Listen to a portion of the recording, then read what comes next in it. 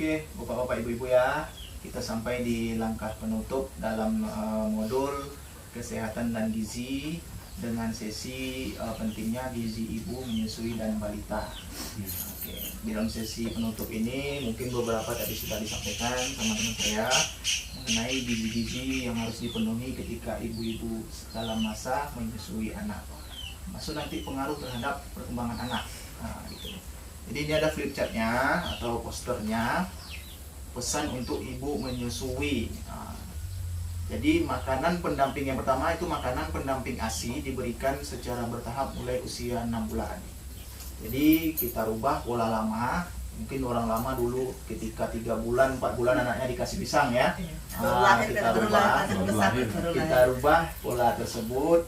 Setelah ketika anak tersebut sudah berumur 6 bulan, itu barulah diberi makanan pendamping ASI.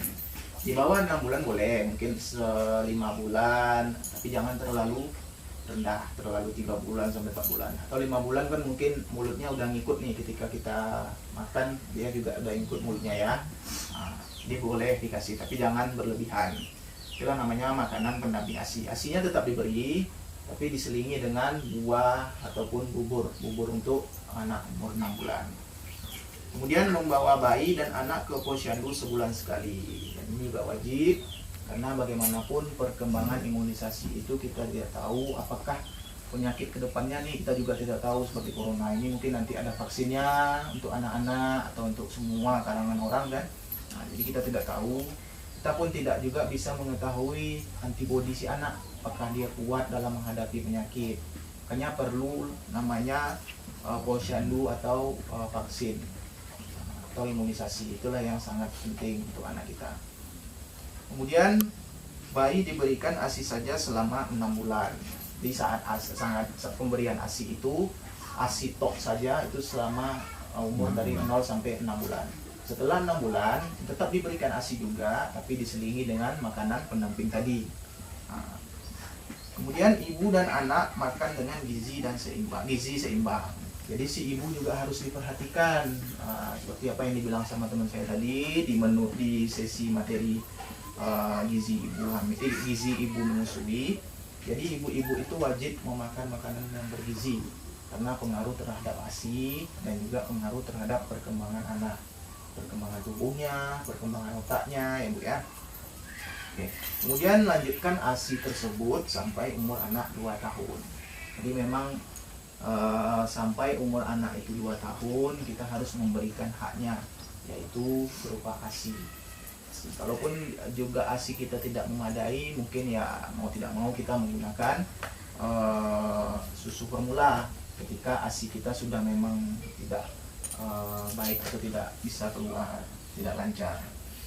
Dan untuk itu semua, pesan-pesan ini semua tadi ya tentu untuk kita dan juga untuk anak kita, supaya anak kita tinggi, sehat dan cerdas. Dan tentunya setiap orang tua juga berharap anaknya bisa lebih dari orang tuanya ya Bapak Ibu ya.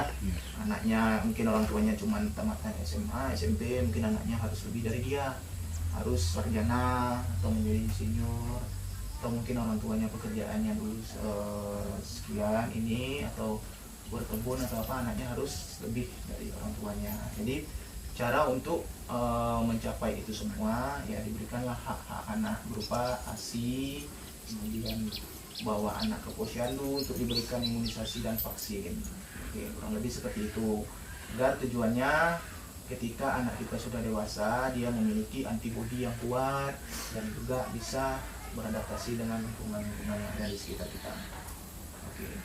Mungkin untuk penutup itu saja dari saya. Mungkin kita tutup dengan sesi dengan ucapan alhamdulillahirobbilalamin, karena kita sudah menerima atau teman-teman saya juga sudah menyampaikan materi-materi tentang pentingnya gizi ibu menyusui. Dan mungkin itu saja dari saya. Saya tutup dengan alhamdulillahirobbilalamin. Saya akhiri, wabillahi taufiq wal hidayah. Wassalamualaikum warahmatullahi wabarakatuh.